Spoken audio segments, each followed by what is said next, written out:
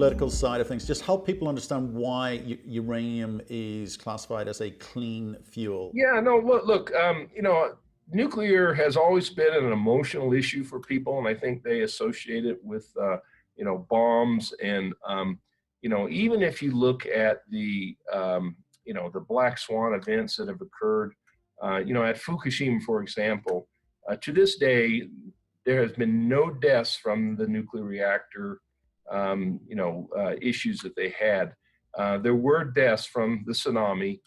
There were deaths from people being evacuated, but there were no deaths from the reactor. And I think all projections that I have seen and heard, that there may be no deaths, or if there are, it will be a very limited number. Now, certainly, you don't want to, you want to learn from these kind of issues like Fukushima. And I think we have. I think the whole world has learned that you should have these reactors shouldn't be built so close to sea level. And like in the case of Fukushima, the generators should have been higher above to it and get swamped by the tsunami. So nuclear has a fantastic track record for safety. And people will dispute that, but that is the facts. You look at some of the different organizations that have done post evaluations of Chernobyl. And Chernobyl was the biggest issue in the nuclear industry, with reactor designs that are no longer allowed to operate in the world. But you've got to learn from some of the past mistakes. And nuclear power, does not emit carbon emissions. It's proven as a clean baseload energy. Can I just ask you about one of the other investment themes that you talk about, which is the alternative feed materials, the land cleanup, and also copper recovery? Now, I imagine these aren't substantial, contributors to the bottom line, but nevertheless, the themes that you want to talk about. So what are you doing with those? Yeah, look, let's start off with alternate feed. Historically, and we've been doing this, or the asset's been doing this for like 25 years. Generally, it is between $5 to $15 million a year of revenue. So it's not huge, but it's nice plasma, and particularly in the down market. To give you an example, last year we recycled the equivalent of one fuel load for a nuclear reactor. We recycled, and we have the facilities and the permits to do that.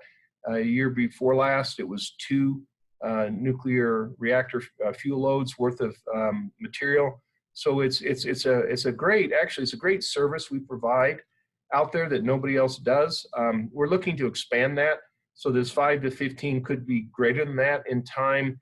But that's really, and I'll talk about. So we've got this recycling business, taking low-level products and creating clean nuclear fuel that we've been doing. But we're also looking at expanding that. When we call the land cleanup, there are a number of former uranium mines that need to be reclaimed. A number of them are on the Navajo Nation. They were mined during the Cold War in the 50s, 60s, and 70s.